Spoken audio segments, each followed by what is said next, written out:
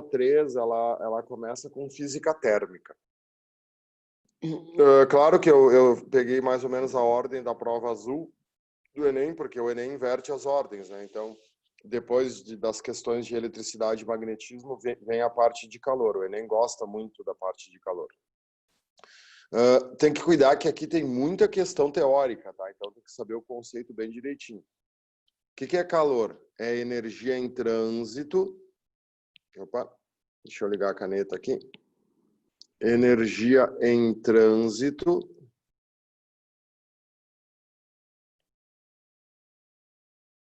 produzida por diferença de temperatura.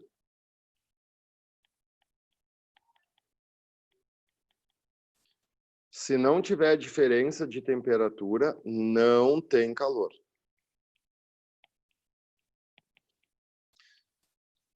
O que é importante verificar aqui, ó? Baseado nesse conceito, o calor é uma energia dinâmica, não é uma energia estática.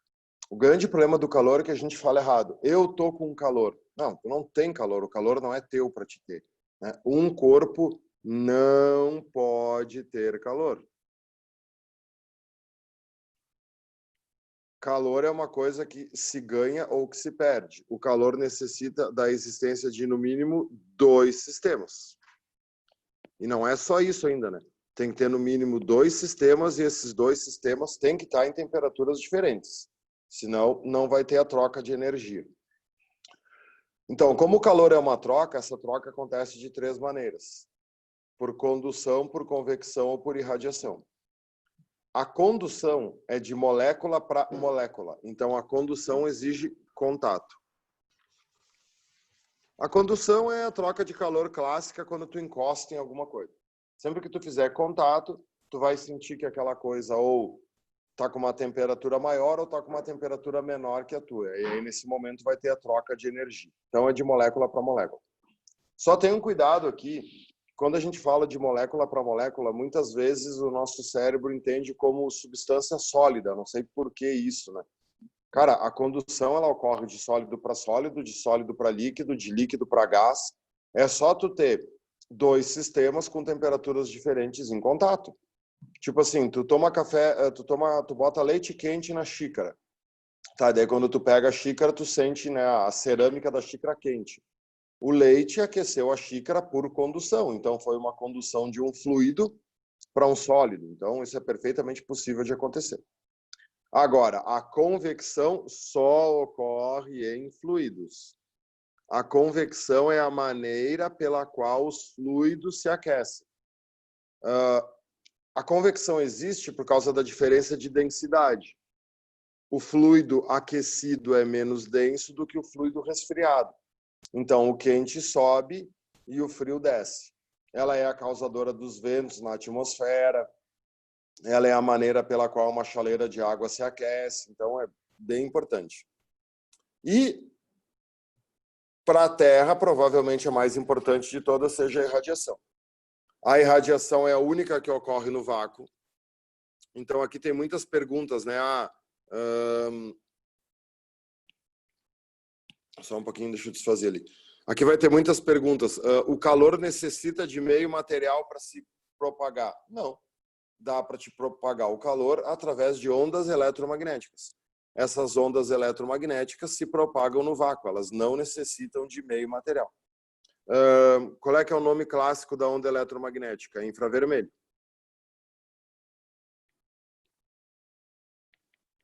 Então, tem bastante perguntas no Enem sobre isso. Aqueles sensores de presença, né? Uma que eu me lembrei agora, vai ter aí no tema. Todo mundo já viu esses sensores de presença, tem nas garagens, nos corredores. Tu chega e a luz acende. Esse sensor de presença é um sensor de infravermelho. Ele capta o infravermelho que o corpo humano transmite ao ambiente.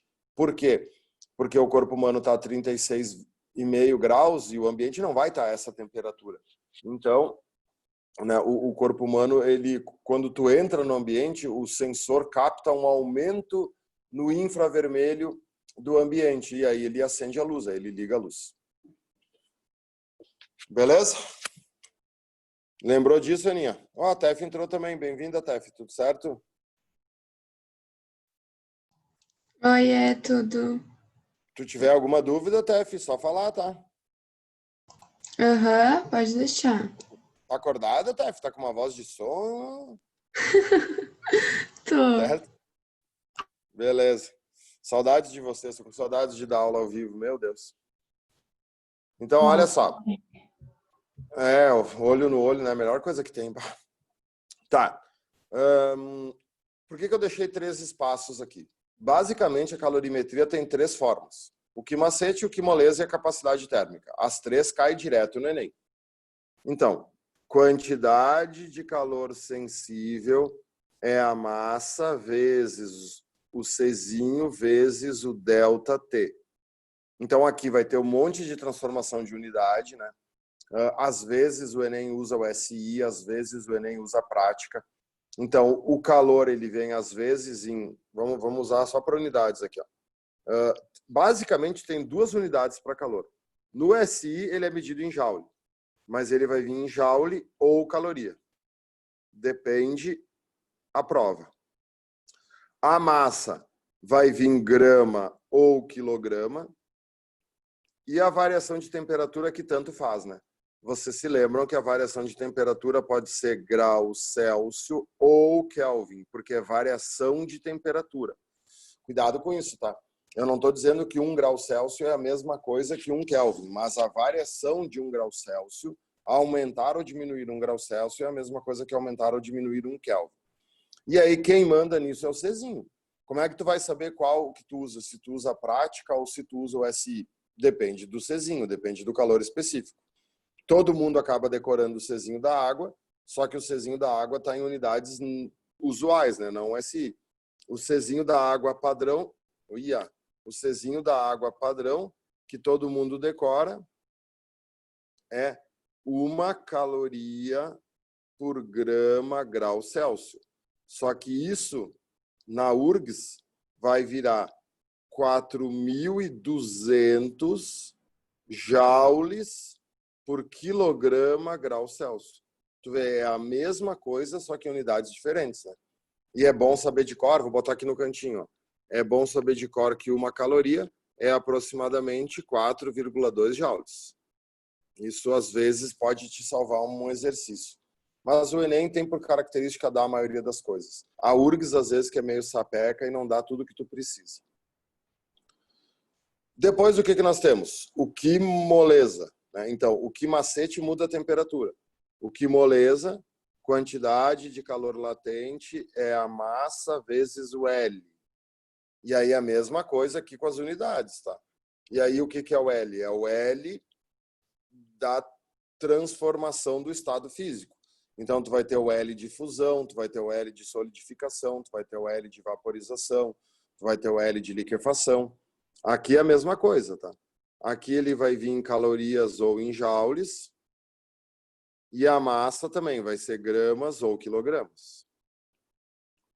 E aí tudo depende do L. É o L que vai mandar. Por exemplo, o L de fusão da água. Não precisa saber de cor, mas é bom saber que existe, né? O que é o L de fusão da água?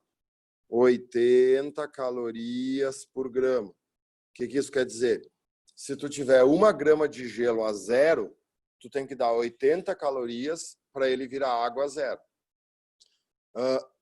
O cuidado que vocês têm que ter nesse conteúdo, meninas, é que aqui ou tu faz uma coisa ou tu faz outra, né? Ou tu muda a temperatura ou tu muda o estado físico. Tu não pode mudar os dois juntos. E a última coisa é o Czão. O que é o Czão? O Czão é a capacidade térmica. Czão é a quantidade de calor para variar 1 grau Celsius. É quantidade de calor sobre variação de temperatura. Ou o Czão é a massa vezes o Czinho.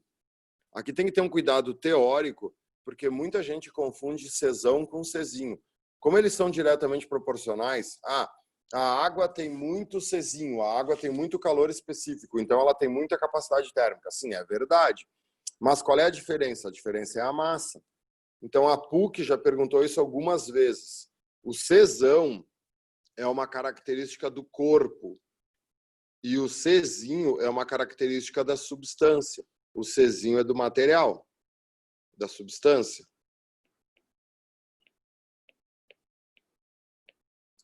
Tá aparecendo bem para vocês aí a letra, meninas? Tudo certo? Tá dando para ver bem? Sim, tudo certo. Beleza. Tipo assim, ó, 1 litro de água e 2 litros de água tem o mesmo Czão ou tem o mesmo Czinho? Tem o mesmo Czinho, porque é a mesma substância. Mas o Czão é diferente. O que é o Czão, meninas? Tu bota 1 litro de água no fogão e tu bota 2 litros de água no fogão. Vai ferver no mesmo tempo? Não, né? Quanto mais água tiver dentro da chaleira, mais tempo vai demorar para ferver. Isso é o Czão, isso é a capacidade térmica. Demora para o corpo esquentar, porque ele tem muita massa. Beleza? Cuidado com o gráfico. O gráfico da curva de aquecimento cai pra caramba em prova. No eixo Y nós temos a temperatura, geralmente em graus Celsius, mas eu não vou botar unidade aqui. E no eixo X nós temos a quantidade de energia, a quantidade de calor. Então, o que eu fiz aqui? Eu fiz o gráfico da água. Por quê? Porque ela começou numa temperatura negativa. Então, imagina aqui, tu tem uma temperatura negativa. Aí, tu tá dando calor e a temperatura tá aumentando, aumentando, aumentando, aumentando, até que chegou aonde? No zero. O que aconteceu aqui no zero? Tu continuou dando calor, mas a temperatura se manteve constante. Qual é o único jeito de tu dar calor e a temperatura se manter constante? É uma mudança de estado. Então, o que tu tem que saber do gráfico da curva de aquecimento?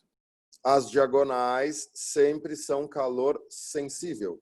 E as horizontais são calor latente, são mudanças de estado. Então, a água está no estado sólido. Então, aqui o estado é sólido, é gelo, já que é água, né? Se fosse outra substância, eu não poderia dizer que é gelo, mas como é água, eu posso dizer que é gelo. O que aconteceu aqui? Uma fusão. E aí o gelo virou o quê? O gelo virou líquido. Aqui é líquido, então é água. E aí ocorreu aqui uma vaporização. E aí a água virou vapor. Foi para o estado gasoso. Então, tu tem sempre calor latente, calor sensível, calor sensível, calor latente, assim sucessivamente. O calor latente está sempre entre dois calor sensível. Então, aqui nós temos uma quantidade de calor sensível, aqui nós temos uma quantidade de calor latente. Aqui volta para o sensível, aqui vai para o latente, aqui vai para o sensível. Esse é um gráfico completo, é o maior gráfico que vocês podem ter, que são as 5 etapas, né? A substância passou pelas 5 etapas que ela precisava fazer. É o gelo se transformando em vapor. E as questões difíceis, vocês sabem, são as de equilíbrio térmico. E aí a teoria é bem simples. Tu mistura substâncias em temperaturas diferentes, elas vão trocar energia, elas vão trocar calor até atingir o equilíbrio térmico. O somatório da quantidade de calor tem que ser igual a zero. E aí, qual é que é o pepino? Para um somatório dar zero, tu tem que ter valores positivos misturados com valores negativos. Então, vocês têm que ter muito cuidado com o sinal. Tem substâncias que vão aumentar de temperatura e tem substâncias que vão diminuir de temperatura. Então, o somatório de todos os calores sensíveis mais o somatório de todos os calores latentes é igual a zero. Então, essa é a teoria da calorimetria. Você sabe, meninas, que o grande problema do Enem não é a teoria em si. A teoria em física ela é curta, tá vendo? Olha só, deu aí, sei lá, nem meia página a gente revisou calorimetria. O problema é a interpretação dos exercícios. O problema é que eles misturam muitas áreas da física junto, né? Então, o Enem é uma prova que tu tem que treinar, senão tu não te acostuma com a interpretação. Tem uma aqui da garrafa térmica que eu gosto bastante.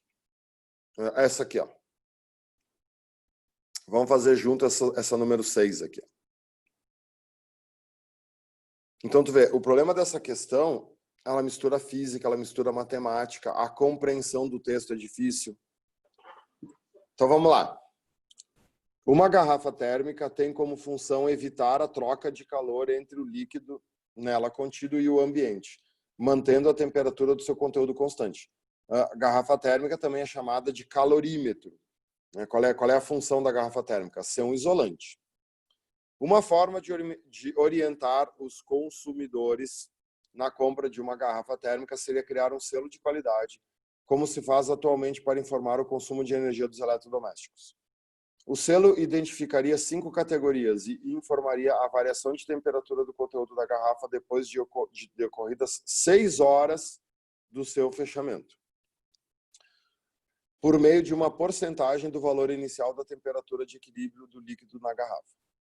O quadro apresenta as categorias e os intervalos da variação percentual de temperatura. Para atingir uma categoria, para atribuir uma categoria ao modelo de garrafa, são preparadas e misturadas em uma garrafa 2 amostras de água. Aqui que o Enem começa a encher o saco. Uma a 10 graus Celsius e a outra a 40 graus Celsius. Na proporção de 1/3 de água fria para 2/3 de água quente. A garrafa é fechada.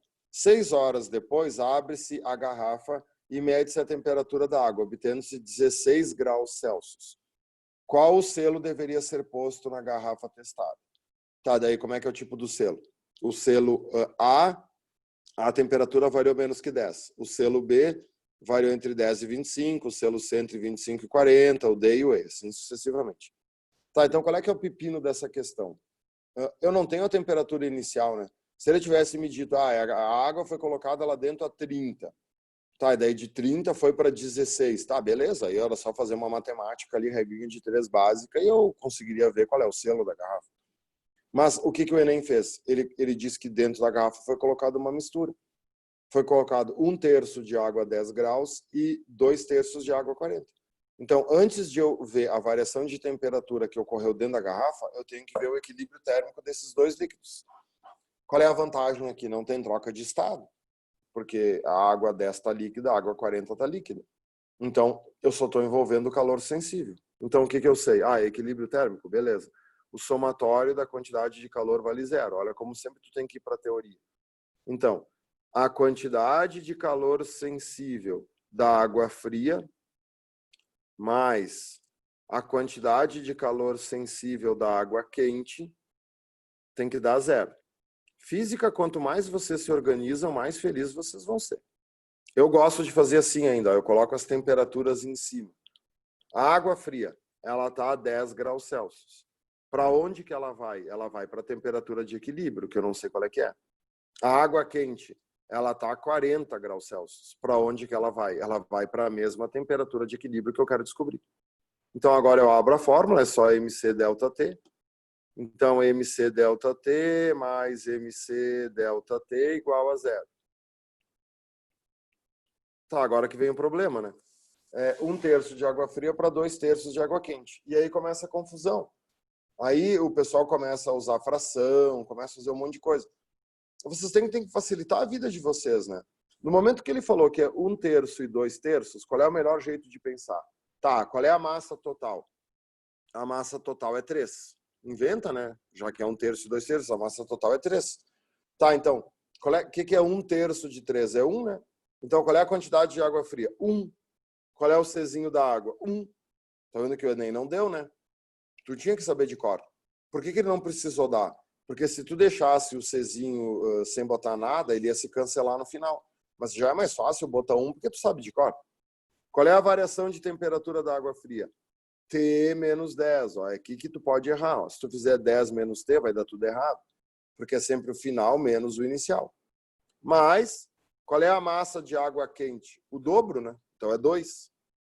O Czinho da água é 1 e o delta T também. Ó, vai ser T menos 40. Sempre o final menos o inicial. Que é igual a 0. Tá, agora virou matemática, né? 1 vezes 1 vezes 1. Então fica T menos 10. Aplicando a distributiva. Mais, daí eu vou ter 2T menos 80, que é igual a 0. Então, 2T mais T, 3T. E aí o 10 passa para o outro lado, menos 10, menos 80, 90, passa para o lado positivo. O T deu 30. Tá, eu falei 30 antes porque eu me lembrava, tá, da resposta. Então, olha só, o que eu descobri? Que a temperatura inicial é 30 graus. Essa água foi colocada lá dentro a 30 graus. 6 horas depois se abriu a garrafa e ela estava a 16 graus. Pô, aqui não precisa nem fazer regra de 3 quase, né? Porque olha só, Quando é que é 50% de 30? É 15? Né?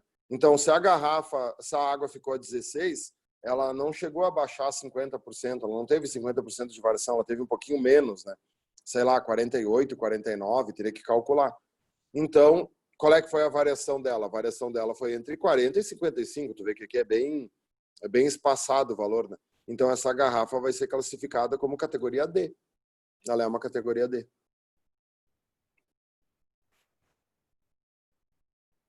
E aí, meninas, entenderam? Tudo certo?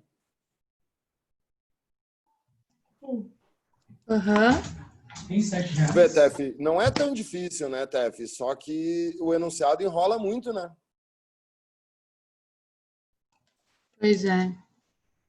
Esse é o problema do Enem, tá? O problema do Enem é a enrolação que eles fazem para vocês entenderem o enunciado. Por isso que tem que treinar.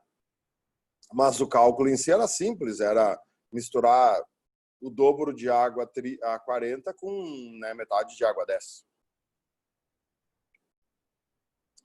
Beleza, vamos adiante. Façam todos esses aí de temas, meninas. Vamos lá. O negócio é focar. Esqueçam as datas do Enem, esqueçam pandemia, esqueçam problemas e foquem no estudo, que aí vai dar tudo certo. Uma outra coisa que eu quero que vocês cuidem é o seguinte, tá? Tem muitas questões de calorimetria misturando conteúdos, tá? Tipo, essa aqui, ó, fala muito em potência, fala em energia e tal. Então, não se esqueçam que trabalho é energia. Então, potência, trabalho sobre tempo, tu vai usar direto aqui, tá? Não te esquece que a unidade do Sistema Internacional de Trabalho é joule, de calor é joule. Então, tu pode colocar o calor no lugar do trabalho, o trabalho no lugar do calor, eles vão misturar isso direto. Qualquer dúvida, depois é só vocês verem os vídeos. Depois nós temos termodinâmica, tá? Termodinâmica é uma parte que, para mim, é o conteúdo mais difícil de física. Na URGS, tá? A URGS pega muito pesado com termodinâmica. Então, assim, quem vai fazer URGS no final do ano vai ter que fazer um estudo bem legal de termodinâmica. É um conteúdo difícil, porque a possibilidade de questões que tem é gigantesca. Só que o Enem não pega pesado com termodinâmica, tá? Essa é a vantagem do Enem. 99% das questões de termodinâmica no Enem são só teóricas, então só tem que saber teoria. Não vai ter aqueles negócios no Enem que nem tem na URGS de o gás fez uma transformação isocórica e depois fez uma isobárica, calcule a variação de energia interna. Não vai ter isso. O Enem é teoria. Então, basicamente, no Enem, tu tem que saber as máquinas térmicas. A equação geral dos gases é química. P1V1 sobre T1 igual a P2V2 sobre T2. Qual é o primeiro cuidado que tem que ter com a termodinâmica em termos de álgebra? As fórmulas não contemplam ΔT. As fórmulas contemplam T. E aí só vale Kelvin. Talvez o maior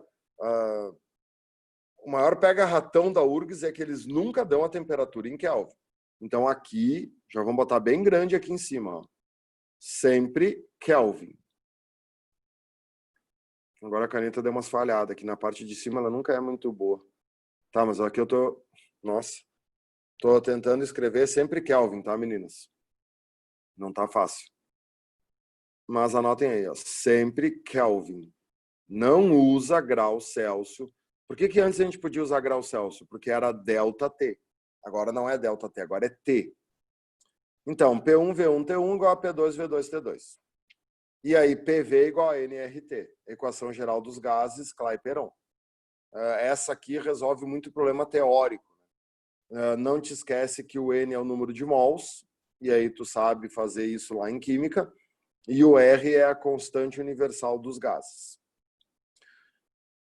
ΔU é igual a Q menos W. ΔU igual a Q menos W é a primeira lei da termodinâmica, que nada mais é do que conservação de energia.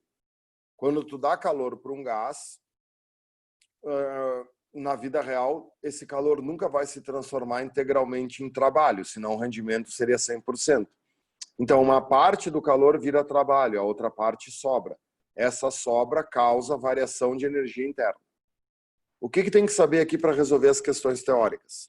A variação de energia interna é dependente única e exclusivamente da variação de temperatura. Um gás só varia de energia interna quando ele variar de temperatura. Então, o ΔU depende do ΔT. É isso que tu usa para preencher aquela tabela lá que eu ensinei vocês a fazer na aula. E o trabalho realizado por um gás é pressão vezes variação de volume. Um gás só realiza trabalho quando ele varia de volume. Aí essa fórmula aqui é bem clara, é bem específica, né? A fórmula está gritando que o trabalho realizado por um gás é diretamente proporcional à variação do volume. Um gás só realiza, nossa senhora, um gás só realiza trabalho quando ele variar de volume, quando o volume aumentar ou diminuir. Isso aqui que deu agora que a caneta está falhando. Quando vocês tiverem um gráfico de pressão por volume, vão existir dois tipos: as transformações abertas e as transformações fechadas. O primeiro tipo é uma transformação aberta, porque o gráfico, né, o gás, ele vai de um estado A para um estado B. O estado A e o estado B são diferentes. O que tu tem que saber nesse gráfico? A área da figura é o trabalho. Quando tiver um gráfico de pressão por volume, a área é o trabalho. Não vai dar para usar fórmula aqui, porque aqui tu está variando de pressão e variando de volume. Para te usar essa fórmula aqui, ó, a pressão tem que ser constante. O que está acontecendo nesse gráfico? Ao mesmo tempo que a pressão aumenta, o volume também aumenta. Então, o único jeito de calcular o trabalho aqui é pela área do gráfico. Tentar usar a fórmula vai dar errado. E, claro, vai ter uma resposta se tu usar a fórmula. O segundo tipo de gráfico são as transformações cíclicas, que são as máquinas térmicas. Então, tu parte de um estado inicial, vamos chamar de A, aí tu vai para o estado B, do estado B tu te desloca para o estado C, do estado C para o estado D, e do estado D tu retorna para o estado A, tu fecha um ciclo. Aí a área interna vai ser o trabalho. Cuidado que a área é somente a área do ciclo. A gente é viciado em fazer a área até o eixo X, então aqui é um pega-ratão. Tu não vai até o eixo X, tu só faz o gráfico da figura que forma. E daí toda a figura tem um sentido. Tu tá vendo aqui que o sentido foi horário. Então, neste gráfico, o trabalho é positivo. Então, grava, pô, se o sentido é horário e o trabalho é positivo, o contrário vai ser o anti-horário. Se o sentido for anti-horário, aí o trabalho vai ser negativo. A coisa mais importante para o Enem é a segunda lei da termodinâmica, porque o Enem trabalha com física do cotidiano e na segunda lei da termodinâmica tu tem um estudo dos motores a combustão, né, de tudo que realiza trabalho, dos ar-condicionados, das geladeiras. O que diz a segunda lei? O calor não flui espontaneamente, da fonte fria para a fonte quente. Nossa Senhora. Fonte fria para a fonte quente. Em outras palavras, espontaneamente, ele só vai da fonte quente para a fonte fria. Como assim, prof? Cara, o calor nunca vai ir da Terra para o Sol.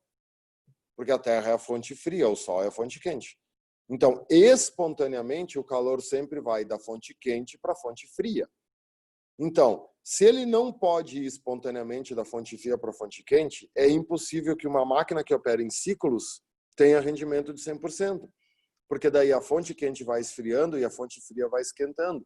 E aí, como é um ciclo, tu tem que repor esse ciclo. E aí, na reposição desse ciclo, tu vai ter perda de energia. Então, nenhuma máquina que opera em ciclos pode apresentar rendimento de 100%. Por que esse princípio é tão importante? Ah, tá, professor, que bobagem. Nenhuma máquina pode ter rendimento de 100%. É só isso. Cara, isso aqui é a segunda lei mais importante da física. Quais são as duas leis que regem o universo? Número 1, princípio da conservação de energia. Número 2, segunda lei da termodinâmica. Essa lei, ela vale para germinação de uma semente até virar uma árvore, ela vale para o envelhecimento do organismo. Né? Todos os processos naturais são irreversíveis. Tudo aumenta a entropia, tudo tende a terminar em caos. Vocês estudam isso em química. A energia do universo, a entropia do universo está aumentando, a desordem vai aumentando. Então, o universo vai acabar extremamente entrópico com a energia totalmente desordenada, né? Porque o ordenamento da energia que cria a vida. E aí, a partir do momento que a vida vai terminando, a entropia vai aumentando. E aí, cuidado, né? A máquina térmica opera entre duas fontes, a fonte quente e a fonte fria. Então, o trabalho realizado pela máquina térmica é sempre o calor 1, que é o da fonte quente, menos o calor 2, que é o da fonte fria. E o N, que é o rendimento da máquina, é o trabalho sobre o calor 1. Isso aqui sempre vai dar uma porcentagem. Cuidem que o trabalho sempre tem que ser menor do que o calor 1, porque se o trabalho não for menor do que o calor 1, tu tem alguma coisa com rendimento superior a 100%, né? Então não pode existir. Então o trabalho é sempre inferior ao calor 1. E aí um cara chamado Carnot criou um ciclo, que é uma máquina reversível. O ciclo de Carnot possui um rendimento ideal. Qual é o grande pepino do ciclo de Carnot? É que quando se fala em rendimento ideal, muita gente pensa que esse rendimento ideal vai ser de 100%. Não. As questões pedem assim, ó, o Enem já pediu isso. O ciclo de Carnot contraria a segunda lei da termodinâmica. Não. O ciclo de Carnot já prevê que, mesmo que uma máquina opere de acordo com o ciclo dele, o rendimento não vai ser 100%. Mas uma máquina que opere de acordo com o ciclo de Carnot vai ter o melhor rendimento possível para ela, que não vai ser de 100%. Numa máquina de Carnot, tu consegue calcular o rendimento só com a temperatura da fonte quente e a temperatura da fonte fria. Então, o rendimento ideal do Carnot, o NI, é igual à temperatura da fonte quente. Nossa, aqui vai ser difícil, meninas. Esse negócio da caneta aqui tá ruim. Bom, mas vocês vão me entender aí, eu acho. É a temperatura da fonte quente menos a temperatura da fonte fria dividido pela temperatura da fonte quente. É um cálculo para te calcular a porcentagem. Então, é temperatura quente menos temperatura fria dividido pela temperatura quente. Ok? Aqui ficou horrível. Tava tão boa no início a caneta e depois pifou. É a conexão com a internet, eu acho.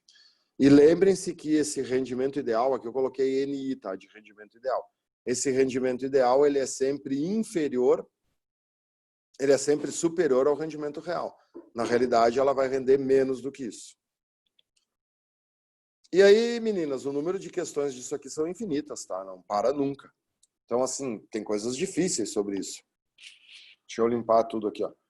Tem coisas que o Enem faz que, nossa, só com o cara tendo estudado mecânica para entender, né? Por exemplo, essa número 14 aqui, ó. Essa número 14 eu já resolvi ela um monte de vezes, ela estava no livro de vocês, inclusive. Um monte de aluno vem e diz, bah, eu nunca saberia isso.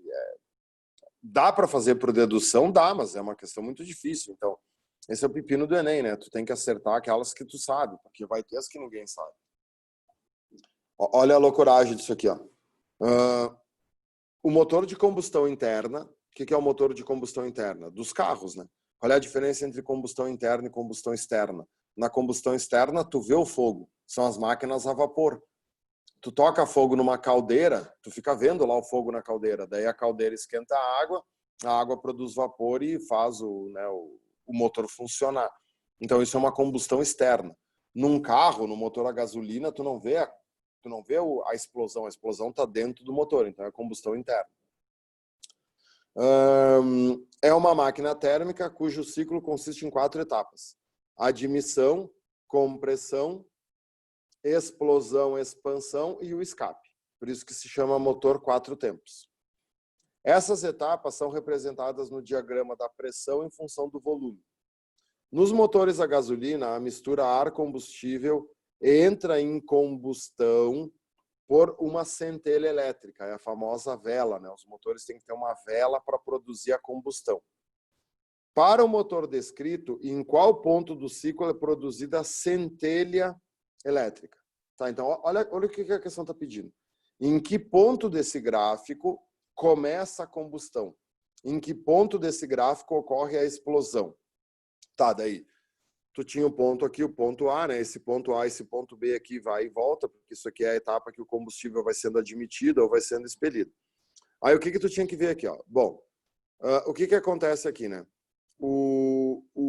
a pressão está aumentando e o volume está diminuindo, né? Então, no momento aqui, ó, que a pressão está aumentando e o volume está diminuindo, o que eu tenho aqui? Uma compressão. Então, o gás está sendo comprimido. Olha o que acontece agora. Cara, nesse momento aqui, né, tu tem um aumento gigantesco da pressão. A pressão aumentou muito numa linha vertical, sem variar volume. O volume ficou o mesmo. E aí, na próxima etapa, o que aconteceu? Bom, aqui tu tem uma expansão, tá vendo? O volume aumenta e tu tem uma queda brusca de pressão. E depois aqui, tu tem uma queda de pressão sem variar volume, né? Uma última partezinha aqui bem pequenininha. Tá, então o que a gente tinha que pensar aqui? Porra, o cara quer saber o ponto que ocorre a explosão. O que a explosão provoca? A explosão, né, vai provocar um enorme aumento de pressão, né? Porque é aquele momento que explode, que tu vai ter uma elevação muito grande da pressão e aí essa explosão vai empurrar o pistão para baixo para poder realizar trabalho, para o carro poder andar. Então, quem entendia do gráfico, né, quem viu um pouquinho isso, consegue entender que a explosão ocorre no ponto C. É exatamente no ponto C que tu tem o momento da explosão, porque depois dessa explosão, olha só, tu tem um aumento brusco de pressão. Numa fração de segundo, a pressão vai aumentar muito. E aí depois vai ter a expansão, que vai ser o momento que o pistão vai descer. Então, a explosão ocorre no ponto C. Muita gente colocava aqui no ponto D, tá? Muita gente erra essa questão colocando no ponto D. Ah, ocorre a explosão e aí depois que ocorre a explosão se expande. Tá, mas antes, né, de se expandir, tu tem um aumento da pressão.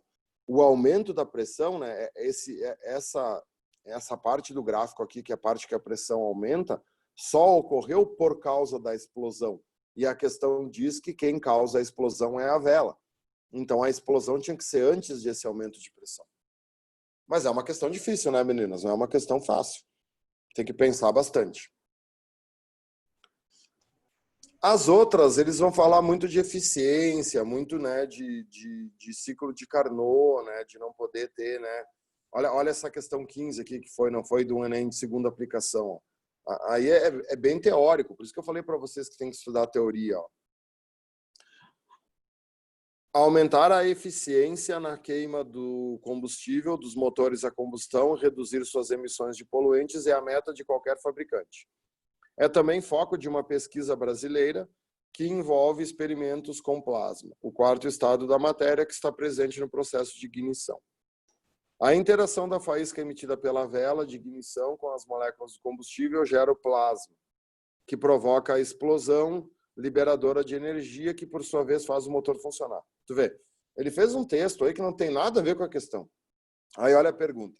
No entanto, a busca da eficiência referenciada no texto apresenta um fator limitante. Quer dizer, o que limita a eficiência? Um motor pode ter eficiência de 100%? Não. Por que ele não pode ter eficiência de 100%? Porque tu vai ter perdas, porque a segunda lei da termodinâmica não deixa. Então, letra A, o tipo de combustível fóssil que utilizam, sendo um insumo não renovável, em algum momento será esgotado. Cara, isso não tem nada a ver com a eficiência do motor, né? O tipo do combustível não determina a eficiência do motor. O problema é que um dia o combustível fóssil vai ser esgotado é outra coisa, né? Não é a eficiência. Um dos princípios da termodinâmica, segundo o qual o rendimento de uma máquina térmica nunca atinge o ideal. Pronto, letra B. É uma resposta simples, né? O que é que limita? Segundo a lei da termodinâmica. Olha as outras, ó. O funcionamento ciclo de todos os motores. A repetição contínua dos movimentos exige que parte da energia seja transferida ao próximo ciclo. Sim, isso acontece, mas não é isso que limita a eficiência, né? Isso não é uma causa, isso é uma consequência. A letra D. As forças de atrito inevitável entre as peças. Tais forças provocam desgastes contínuos que, com o tempo, levam qualquer material à fadiga e à ruptura. Tu nota como o Enem é confuso? Isso é verdade também. Só que existem maneiras de tu diminuir o atrito e não quer dizer que o atrito vai causar fadiga ou ruptura no metal, né? Letra E, a temperatura em que eles trabalham. Para atingir o plasma é necessário uma temperatura maior que a difusão do aço com que se fazem os motores. Isso também é verdade. mas não é isso que limita a busca da eficiência. Tu pode criar um material, né? Tu pode fazer um motor que não seja de aço, um motor de cerâmica, que aguente essa temperatura. Então, é complicado, tá? Se a gente não está bem firme na teoria, a gente se atrapalha. Beleza, meninas, vamos adiante.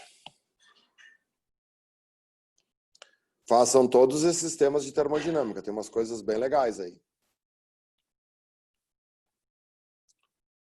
Antes da gente ver ondas, vem a parte do pêndulo. O Enem gosta de um pêndulo, o Enem gosta do movimento harmônico simples.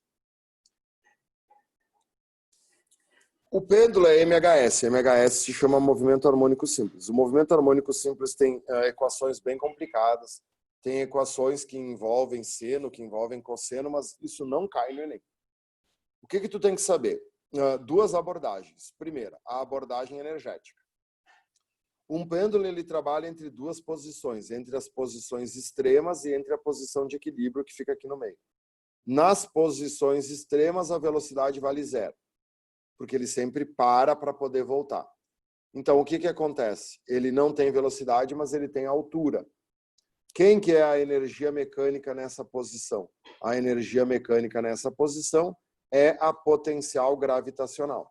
Então, a energia mecânica vai ser a potencial gravitacional. A única coisa que tu tem é a altura. Então, quando tu solta o pêndulo, a energia potencial gravitacional se transforma em cinética. O que acontece na posição de equilíbrio, na posição de baixo? A energia mecânica transformou-se em energia cinética. Na parte de baixo, a velocidade do pêndulo sempre vai ser máxima. Então, o pêndulo está sempre acelerando, retardando, né? O que ele faz? Daqui até aqui ele aumenta de velocidade, a partir daqui ele começa a diminuir de velocidade. Então o movimento é acelerado, depois é retardado, e aí ele repete de novo. Aí ele vai voltar. Na volta ele acelera, e aí quando ele vai chegando lá ele retarda de novo. Então ele está sempre acelerando, retardando, acelerando, retardando. A distância entre a posição de equilíbrio e o ponto onde a velocidade é 0 se chama de amplitude, é que nem ondas, né? É como se a parte do meio fosse o eixo da onda e essa posição aqui fosse uma crista ou fosse um vale. Uma pergunta que é muito feita é se a amplitude influencia no período.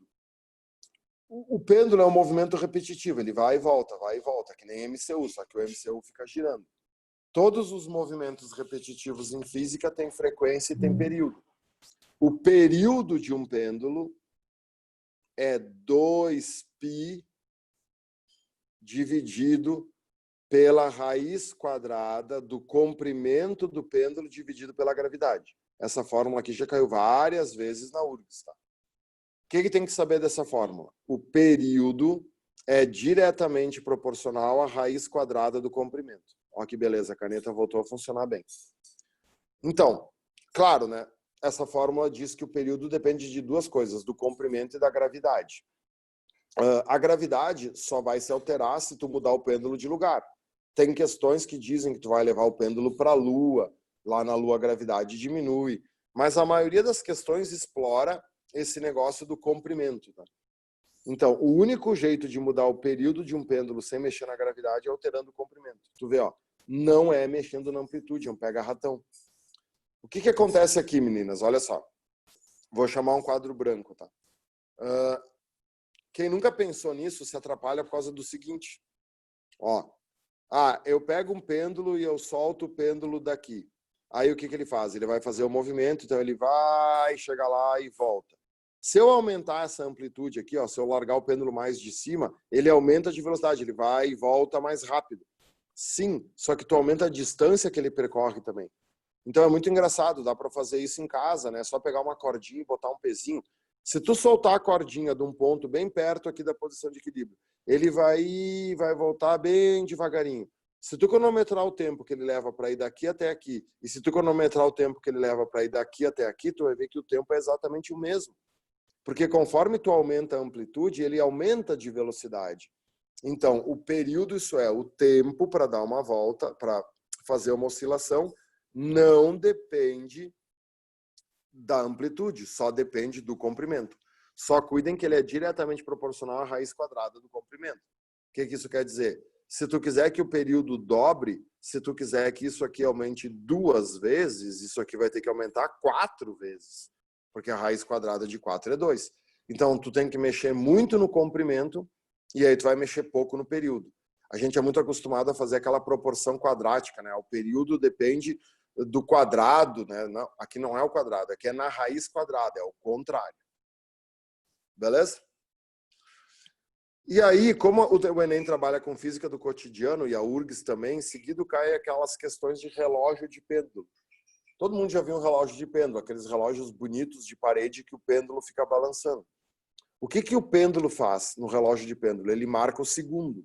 Eles regulam o relógio para cada vez que o pêndulo vai e volta, é 1 segundo. Então, se tu pegar esses relógios de pêndulo e tu mudar o período, tu vai mudar, né, a marcação do tempo. O relógio pode atrasar, o relógio pode adiantar. Então, cuidado, ó. Se o período do pêndulo aumenta, pensa só, tá? O período vai aumentar. O que o relógio vai entender? Que o segundo dura mais. Então, se ele entender que o segundo dura mais, o relógio vai atrasar. O relógio vai começar a sofrer um atraso. Então, se o período aumenta, o relógio atrasa. Se o período diminui, o relógio adianta. Eu já vi questões assim, meninas. O que aconteceria com o relógio de pêndulo levado para a Lua? Eu regulei o relógio de pêndulo na Terra e eu levei ele para a Lua. Bom, na Lua a gravidade vai diminuir, né? Aí, olha só. Período e gravidade são inversamente proporcionais. Então na Lua a gravidade diminui. Se a gravidade diminui, o período aumenta.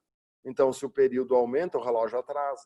Então, o relógio de pêndulo regulado na Terra, quando ele chegar na Lua, ele vai começar a atrasar. O tempo vai demorar a passar mais para ele na Lua do que na Terra, porque vai diminuir o período. Beleza? E aí, claro, as questões são criativas, sempre, né? Eles sempre vão misturar conceitos que, né, tu tem que estar ligada na missão. Vou limpar aqui, ó. Olha, por exemplo, essa aqui do Enem de 2014. Uma questão famosinha.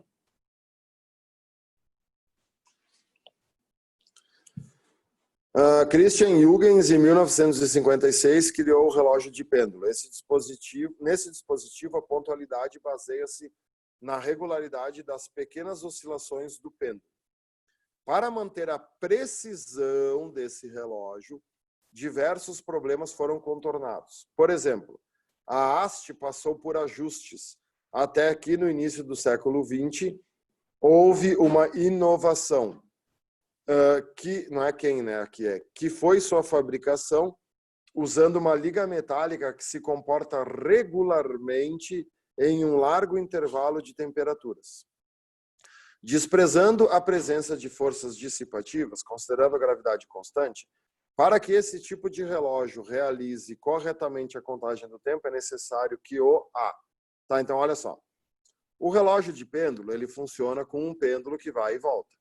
Então, o que é essa haste que eles estão falando? É isso aqui, é o comprimento do pêndulo, é a haste do pêndulo. Então, qual é o grande problema desses relógios de pêndulo? Mudanças de temperatura. Como essa haste aqui ela é feita de metal, conforme esquenta ou conforme esfria, o metal se dilata. E aí esse comprimento dessa haste ficava aumentando ou ficava diminuindo. E aí, né, aumentando o comprimento, mudava o período, o relógio adiantava, o relógio atrasava. O que a questão acabou de falar? Que houve uma inovação. Né? Eles criaram uma liga metálica que se comporta regularmente em um largo intervalo de temperatura. Em outras palavras, eles criaram uma haste que dilata muito pouco. Se ela dilata muito pouco, a precisão do relógio se manteve. Então, olha só, qual é a pergunta dele, né? Para que esse tipo de relógio realize corretamente a contagem do tempo, é necessário que letra A, comprimento da haste seja mantida constante. Pronto. Letra A, tá vendo? Se o comprimento da haste se mantiver constante, tu vai ter uma precisão muito grande, porque o relógio não vai nem adiantar nem atrasar. Olha as outras. Ó. Letra B. Massa do corpo suspenso seja pequena. A massa do corpo suspenso não tem nada a ver com o período. A única coisa que influencia no período é o comprimento e a gravidade. Material da haste possui alta condutividade térmica. O que é condutividade térmica? Né? É a condução do calor. Aqui não tem nada a ver com condutividade térmica, tem a ver com dilatação térmica e não com condutividade. Tu quer que o material da haste tenha baixo coeficiente de dilatação. Então, alta condutividade, nada a ver. Amplitude da oscilação seja constante. Tá vendo? A amplitude da oscilação não influencia no período. A energia potencial gravitacional do corpo suspenso se mantém constante. Não tem como, né? A energia potencial vai variar, porque o corpo suspenso vai subir e vai descer. Então, só podia ser letra A. Vocês notem, meninas, que o Enem, depois que tu te acostuma com ele, que tu sabe o conteúdo, ele não é tão difícil, né? É óbvio que a resposta aqui só podia ser letra A, mas quem nunca tinha ouvido falar num relógio de pêndulo, quem nunca viu, né, o conteúdo, fica viajando, não sabe o que responder. Por isso que o Enem precisa de muita leitura. Ele precisa que tu faça muitas questões, porque assim tu vai adquirindo conhecimento de tudo que pode cair. É uma prova que exige, né? Por isso que eu gosto de estudar, principalmente física, estudar fazendo questões. Faz a questão, não entendi, vai estudar o conteúdo. Façam com que a questão seja o motivo gerador para vocês estudarem o conteúdo, né? Pô, essa questão aqui é relógio de pêndulo. Aí o cara vai para a internet, pesquisa o que é um relógio de pêndulo. Cara, às vezes isso demora 1 hora, né? Que o professor é muito mais rápido. Mas é a melhor maneira de estudar para o Enem em física é usando a questão como fato gerador do conteúdo. E aí depois a gente chega em ondas. Bom, aqui é infinito, né? Ondas provavelmente seja a parte do conteúdo que mais cai de física, tá? Ondas junto com os fenômenos ondulatórios, né? Olhem quantas questões tem de ondas aqui, tá? Então, assim, você se lembra que ondas era uma aula virtual, uma aula bem comprida até, tem 2 horas e pouco, né? São 4 vídeos. Então, sempre que vocês tiverem dúvida, vocês podem recorrer àqueles vídeos. Mas isso aqui é uma coisa que vale a pena estudar, porque não é tão difícil. Tem questões difíceis, eu vou fazer uma com vocês complexa, vocês vão ver, mas a maioria delas são simples. Então, o que tem que saber de ondas? Primeiro, teoria geral, né? A onda é uma oscilação que transporta a energia sem transportar a matéria. Como ela é uma oscilação, como ela é repetitiva, ela tem frequência e ela tem período. A frequência da onda é o número de oscilações dividido pelo tempo que essas oscilações demoram para acontecer. O tempo tem que ser em segundos, e aí a unidade da frequência vai ser o Hertz, vai ser o Hz. A gente não trabalha muito com período, mas é só saber que o período é o inverso da frequência, né? Não tem problema nenhum. Saber a equação geral das ondas, quem vê lambe com frequência. E aí podemos até botar um ou aqui, que tem espaço, né? Tudo que é dividido, multiplicado pela frequência pode ser dividido pelo período. Então, a velocidade de uma onda também pode ser o lambda sobre o período. E aí tem que cuidar para não transformar física em matemática. A velocidade de uma onda depende do meio. Tu só altera a velocidade de uma onda quando tu altera o meio que ela se propaga. Como é que se chama isso? Refração. É um fenômeno chamado de refração. Refração é um fenômeno na qual a onda muda de meio. Então, já coloquei aqui, ó, refração. Varia meio. Se varia meio, varia velocidade e varia lambda. O lambda é Maria vai com as outras. O lambda nessa fórmula, ele é o balanceador da fórmula. Vamos lá. A luz está andando no ar. Se lembra que a gente estudou ótica, refração? A gente vai ver isso na semana que vem, na aula 4. A luz está andando no ar, daí ela entra na água. Ela mudou de meio. Então a velocidade vai mudar. Mas a frequência não vai mudar, porque a frequência depende da fonte emissora. Depois que uma onda é criada, não tem como tu mudar a frequência da onda, né? Aonde que a luz é criada? No Sol. No núcleo do Sol ocorre a fusão nuclear que cria fótons. Tá, daí sai do Sol um fóton de luz azul. Cara, esse fóton de luz azul, ele vai ser sempre o fóton de luz azul. Não interessa se ele estiver andando no vácuo do espaço, se ele estiver andando no ar ou se ele estiver andando na água. Ele não pode mudar a frequência dele, porque ele foi criado para ser uma luz azul. Só que ele vai mudando de velocidade. E aí, junto com a velocidade, muda o lambda, né? Aí, se a frequência da onda não muda, olha para a fórmula. Se a velocidade aumenta, é porque o lambda aumentou. Se a velocidade diminui, é porque o lambda diminuiu. Então, é muito importante entender que nessa fórmula não existe relação entre velocidade e frequência. Não tem nenhuma situação onde tu muda a velocidade e tu muda a frequência. O que existe em relação é entre a velocidade e o lambda e entre a frequência e o lambda. Tem que saber que a velocidade é sempre diretamente proporcional ao lambda e que a frequência é sempre inversamente proporcional ao lambda, que é comparar duas ondas diferentes. O que a gente estudou, né? Saber lá o espectro eletromagnético de Corr. A gente vai revisar isso semana que vem. Quem é que tem mais frequência, o azul ou o vermelho? O azul. O azul tem mais frequência, tá? Então o azul é mais curto, o azul tem menos lambda, porque frequência e lambda são inversamente proporcionais. Depois nós temos a difração. O que é a difração? É a propriedade de contornar obstáculos. Já caiu um monte de vezes difração na URGS. O interessante é que não precisa fazer cálculo nenhum, é só questão teórica. Então a difração é diretamente proporcional ao comprimento da onda. Quem é que se difrata melhor, o som ou a luz? O som, porque o som é muito mais comprido do que a luz. Então a difração depende do comprimento de onda, depende do lambda. Quanto mais comprida for uma onda, melhor ela contorna o obstáculo. E a polarização não aparece muito no Enem, porque é uma coisa bem específica, né? A polarização só ocorre com ondas transversais.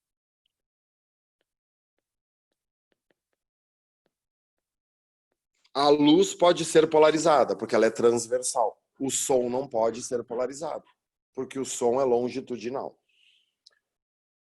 E aí vem o fenômeno mais importante de todos, que é a interferência. Quantos fenômenos ondulatórios existem? 5. Refração, reflexão, difração, polarização e interferência. Interferência é o que mais cai no Enem.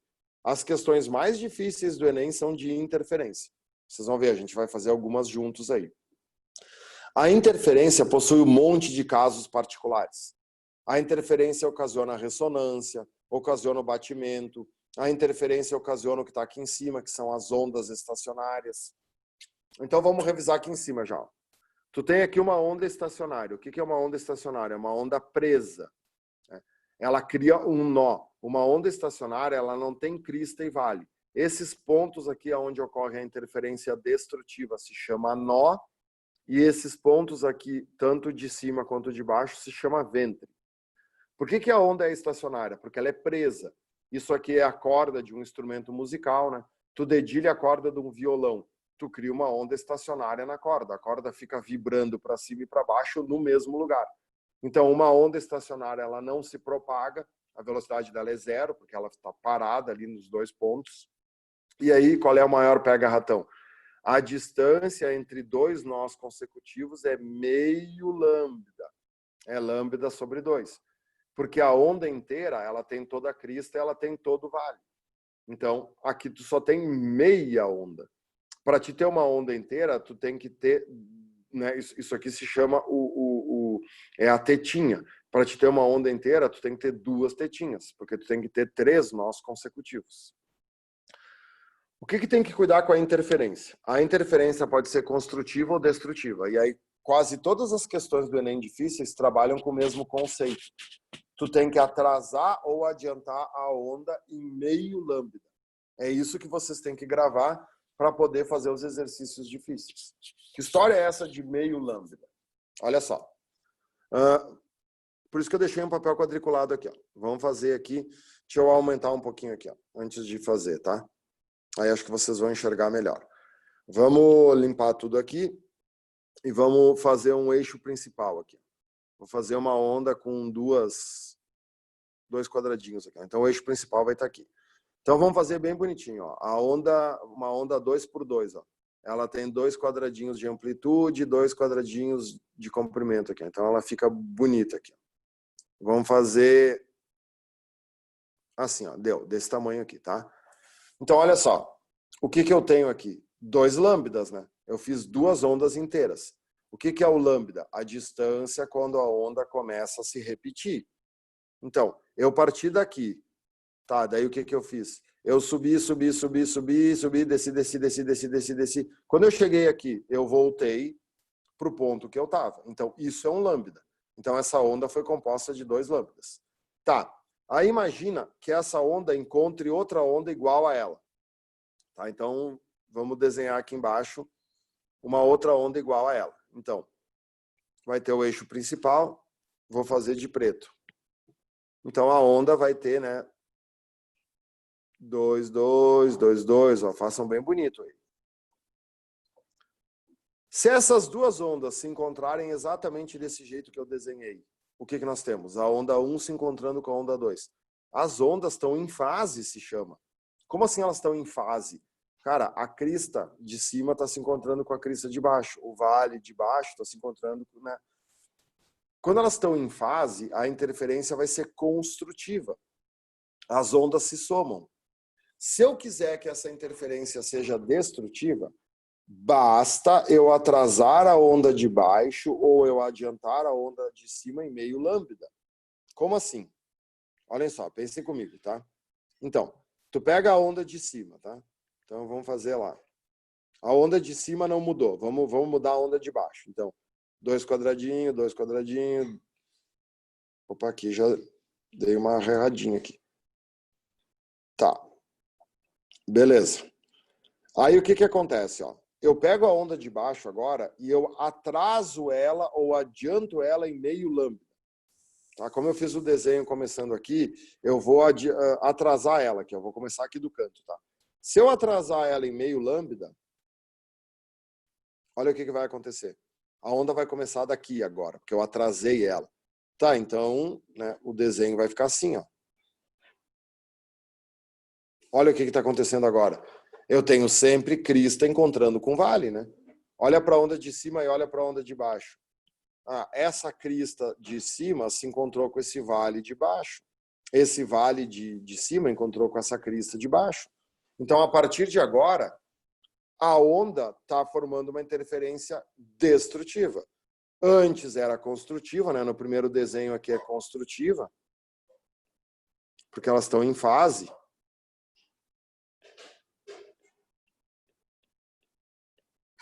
E aqui eu tenho uma interferência destrutiva, porque a onda de baixo foi atrasada em meio lambda. Como meio lambda, tá vendo? Né? Olha o que sobrou aqui, ó. Essa diferença aqui foi o atraso que eu fiz nela, né? Essa diferença aqui equivale a um vale inteiro, tá? Mas o vale inteiro é a onda inteira? Não, é meio lambda. Então, essa distância aqui corresponde a lambda sobre 2. Vocês vão ver que todas as questões de interferência são resolvidas entendendo esse negócio do meio lambda. Se duas ondas estão em fase e elas forem atrasadas ou adiantadas em meio lambda, a interferência construtiva passa a ser uma interferência destrutiva.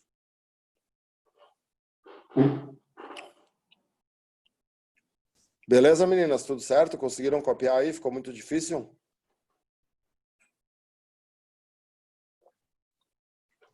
Beleza, consegui. Eu também. Faz bonito, né? Aí, meninas, olha só. Esse conhecimento, esse entendimento do meio lambda produz as questões mais complexas que caíram nos últimos anos no Enem. Vou limpar aqui, vou fazer uma para vocês verem como parece ser um negócio horrível, mas não é tanto depois que tu entende isso, né? Tem aquela do oboé, que eu nem botei aqui. Essa questão aqui, ó, essa questão de 2015, foi considerada, né, entre as 5 mais difíceis de toda a prova das ciências da natureza. A galera se perdeu total nisso aqui, né? Não sabia nada do que fazer. Claro que é uma questão difícil, claro que não é uma questão fácil, mas vocês vão ver como aquele conhecimento ajuda muito. Então, olhem só. Certos tipos de superfície na natureza podem refletir luz de forma a gerar um efeito de arco-íris. Essa característica é conhecida como iridescência e ocorre por causa do fenômeno da interferência de luz em película fina. A figura ilustra o esquema de uma fina camada iridescente de óleo sobre uma poça d'água. Tá, então olha só, vamos falar um pouquinho da iridescência. Todo mundo já viu, né, as cores do arco-íris numa bolha de sabão. O que a gente estuda? O arco-íris é formado pela refração da luz. Sim, o arco-íris no espaço, no céu, é refração da luz. Mas quando forma as cores na bolha de sabão ou quando forma cores ali num CD ou num DVD que tu bota ele contra a luz e mexe ele, tu vê o arco-íris, isso não é refração, isso é interferência. Então, sempre que falar a palavra iridescência, ou o nome já diz aqui, né, interferência de película fina, o que acontece? A luz, ela se reflete em 2 camadas. e aí essas duas camadas refletidas sofrem uma interferência e aí produzem as cores. Então vamos para a explicação agora que ele diz. A figura ilustra o esquema de uma fina camada iridescente de óleo sobre uma poça d'água. Parte do feixe de luz branca incidente 1 reflete na interface ar-óleo e sofre inversão de fase 2, o que equivale a uma mudança de meio comprimento de onda. A parte refratada do feixe 3 incide na interface óleo-água e sofre reflexão sem inversão de fase 4. O observador indicado enxergará aquela região do filme com coloração equivalente à do comprimento de onda que sofre interferência completamente construtiva entre os raios 2 e 5. Mas essa condição só é possível para uma espessura mínima da película. Considere que o caminho percorrido em 3 e 4 corresponde ao dobro da espessura E da película de óleo. Expressa em termos de comprimento de onda, a espessura mínima é igual a... O desenho ali ficou meio em cima do enunciado, né? Então, olha só, meninas. Nossa, o cara lê isso aqui e começa a chorar, né? Diz, meu Deus do céu, não entendi nada do que eu li. Mas olha a calma que tem que ter, ó. O raio luminoso 1 vem e ele se divide em 2. Uma parte dele é refletido. Então, essa parte que eu vou pintar de azul aqui, 2, ó, é a parte que foi refletida. O que ele falou? Ó? Que essa parte 2, essa parte refletida, ela sofre inversão de fase. O que isso quer dizer? Se quando bateu aqui era uma crista, vai voltar sendo um vale. Então, o raio 2, ele está na fase invertida em relação ao raio 1. Só que o raio 1 se divide em 2. Uma parte dele volta e uma parte dele refrata. Tá vendo o que aconteceu com esse raio vermelho aqui, ó, esse raio 3? É o raio que está andando no óleo. Só que quando esse raio bate no óleo e ele tenta passar para a água, uma parte dele é refletido e volta. E aí, essa parte que volta, que é o raio 5, não tem inversão de fase. Então, o raio 5 é igual ao raio 1. Então, se o raio 1 era uma crista, o raio 5 é uma crista. Mas o raio 2 é um vale, porque ele inverteu a fase. Então, nesse momento, o raio 2 e o raio 5 estão produzindo uma interferência destrutiva, porque o 2 é um vale e o 5 é uma crista. Mas aí o que ele diz? Que para te ver a cor, tu tem que sofrer uma interferência construtiva. E essa interferência construtiva ocorre se essa película aqui tiver uma espessura mínima, que é o que ele quer saber. A pergunta dele é a espessura mínima dessa película para que a interferência seja construtiva. Por quê, meninas? Olha só, vamos entender. O raio 5 ele não chega junto com o raio 2, né? Quem é que percorre mais distância? O raio 5. Porque o raio 5 ele teve que subir, ele teve que descer, ele teve que subir e depois ele faz o mesmo caminho do 2. Então, como o raio 5 percorre uma maior distância que o raio 2, ele vai chegar atrasado.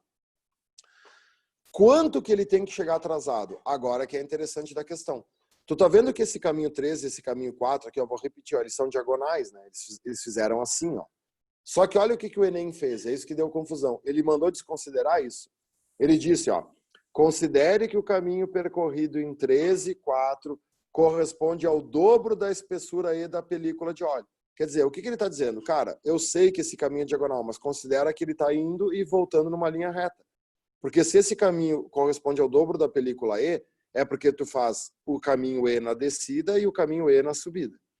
Certo? Então, esse caminho 3 e esse caminho 4 corresponde ao dobro da película. E esse caminho é o caminho que o raio 5 está fazendo a mais. Então, a distância que o raio 5 anda mais que o raio 2 é o dobro da película E. Foi isso que a questão me falou, certo? E aí, olha só, o que eu quero? Eu quero que a interferência no olho dessa pessoa seja uma interferência completamente construtiva. Né? Se o raio 2 e o raio 5 chegarem juntos, a interferência vai ser destrutiva, porque um está na fase oposta do outro. Como é que eu posso transformar a destrutiva numa construtiva? Eu atraso o raio 5. Eu faço o raio 5 chegar com meio lambda depois. Porque se ele chegar com meio lambda depois, a crista vai se encontrar com a crista. Então, olha que barbada. essa distância que o raio 5 anda mais tem que equivaler a meio lambda. Só que essa distância equivale ao dobro da espessura. Tá, então, se eu isolar a espessura, o 2 passa para baixo, né? Então, 2 vezes 2, 4. Então, lambda sobre 4 equivale à espessura. Então, essa espessura tem que valer exatamente 1/4 do lambda da onda. Porque se essa espessura valer 1/4 do lambda da onda, a onda 5 vai chegar na fase junto com a onda 2, e aí vai dar uma interferência construtiva.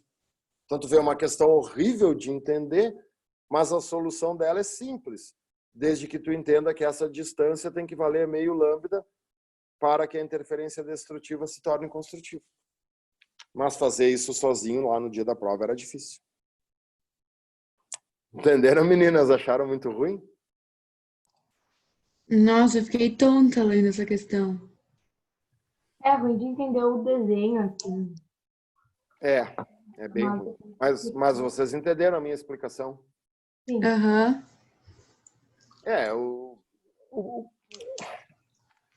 Sabe o que eu acho do Enem, né? Eu acho que vocês têm que fazer sempre as de física primeiro. Eu acho que a prova do Enem, ela não pode ser feita na sequência das questões. Tu tem que procurar as de física e fazer. Porque a tradição diz que as de física são as mais difíceis de ciências da natureza. Então, tu imagina pegar uma questão dessas no final da prova, né? Tendo resolvido já 15 de... Imagina essa ser a última questão da prova, né? Tu já resolveu 15 de biologia, 15 de química, aqueles textos gigantes, e tu tem que ler isso aqui. Tu começa a chorar e tu larga fora. Por isso que a prova do Enem é uma prova de resistência. O que eu noto muito no Enem? As últimas 10 questões a galera abandona, né? A galera não aguenta mais estudar, já, eu quero ir para casa, já faz 4 horas que eu tô aqui. Então, por isso que simular o Enem é muito importante. Vocês têm que treinar, ficar muito tempo parado, né? Ficar 4 horas sentada fazendo a prova, isso é uma coisa que se treina. A prova do Enem é que nem correr uma maratona. Tu tem que acostumar o teu corpo a fazer os 42 quilômetros. Tu tem que ir indo devagarinho. Começa treinando 5, começa treinando 10. Então, eu acho que esse período de quarentena até está sendo bom para isso, tá? Porque esse período está treinando vocês a ficar muito tempo olhando para uma tela, ficar muito tempo sentado, né? Vocês estão tendo aula de 1h30, de 2 horas. Tudo bem que as aulas virtuais elas têm que ser mais curtas do que as reais, porque a tela cansa muito. A gente está orientando a maioria dos professores a não ter essa preocupação de ficar 2 horas dando aula, né? Dá o conteúdo, dá a aula bem dada. Se ela demorou 1h10, se ela demorou 1h20, deu. Não precisa te preocupar em ficar as 2 horas dando aula, porque a aula virtual é diferente da aula ao vivo, né? Ela vai mais rápido, o conteúdo. Mas tá treinando vocês para essa concentração, tá? Que muita gente não tem. Então, pensem que isso vai ser uma vantagem. Beleza, meninas? Vamos voltar lá para fazer o que falta, que é a ressonância. Ressonância é um fenômeno importantíssimo, tá? Vocês vão ver aí nos temas quantas questões tem de ressonância. O que é ressonância? Tem lá no meu videozinho, tem um exemplo de ressonância bem legal, né? Do cara que usou o diapasão. Quem não se lembra, por favor, assiste aquela aula virtual de novo. Ressonância é o encontro, é uma interferência, é o encontro de 2 sistemas com frequências iguais. É isso que tu tem que gravar. A ressonância ocorre quando 2 frequências iguais. A ressonância ocorre quando 2 sistemas vibram na mesma frequência. E aí o que ocorre? Uma transferência de energia. Gravem que a ressonância é uma transferência de energia. Transferência de energia. A energia de um sistema se transfere para o outro. Tá, mas aí tu pode dizer assim, ai, prof, mas por que a ressonância é tão importante? Nossa, agora nós estamos usando ressonância. O celular de vocês, o computador de vocês, se vocês estão na Wi-Fi, ele está vibrando na mesma frequência do Wi-Fi de vocês. Então, eles entraram em ressonância. A sintonia de qualquer coisa nunca foi tão importante no mundo né, nessa época de pandemia, sintonizar. Sintonizar o Wi-Fi, sintonizar o 3G, sintonizar o 4G. Sintonia é ressonância. Sempre que falar em sintonia, é um exemplo de ressonância. Ah, o teu celular é da Vivo, tá? Então, por que o teu celular capta a onda da Vivo e não capta a onda da Oi, se ele é da Vivo? Cara, porque a frequência da Oi e a frequência da Vivo são diferentes. Então, quando tu liga o teu celular, ele entra em ressonância com a onda da Vivo. E ele não entra em ressonância com a onda da Oi. Isso é sintonia. Afinação de instrumento musical por diapasão. Tu bate o diapasão e tu afina o violão. Não sei se alguém já viu, né, fazer isso. Bota na internet. Afinando o violão com diapasão. O diapasão produz a nota musical lá. Então, eles fazem, que é a terceira corda do violão. Então, eles fazem o diapasão entrar em ressonância com a corda do violão. E aí, tu faz a sintonia. Então, ressonância é mega importante. O outro fenômeno lá, que é o batimento, tá? O batimento não é tão importante assim. Porque o batimento é encontro de ondas de frequências próximas. Aí a gente não usa isso muito no dia a dia. Beleza, meninas? Era isso que eu tinha de conteúdo para revisar hoje. O mais importante é vocês fazerem todas essas questões aqui, assistirem os vídeos e qualquer coisa me pedirem, né? São 40 questões nessa aula. Tem muita coisa do Enem aí para vocês se divertirem, para vocês treinarem. E aí, semana que vem tem a nossa aula 4, que é a última aula. Aí a gente vai revisar a parte de acústica, a parte do som, que é bem importante, e toda a parte de refração, né? Refração da luz, refração de ondas, e fazer mais essas questões doidinhas aqui, que são fenômenos bem interpretativos aqui que eu coloquei. Beleza, lindonas? Beleza. Se cuidem, tenham uma boa semana, façam os temas. Aninha, força, Aninha. Eu sei que é difícil, não é fácil, né? Mas puxa energia lá de dentro e pensa que tem um monte de gente nessa situação que vocês estão. E quem estuda mais nessa época não vai se arrepender, né? O estudo dessa época vai gerar frutos espetaculares para quem está conseguindo passar por isso. Tá bom, Tefi? Uhum. Um beijo, tudo de bom, boa semana. Se tiverem qualquer dúvida, eu estou sempre disponível para o plantão. Obrigada, senhor. Tá bom, beijos. Beijo, tchau, tchau.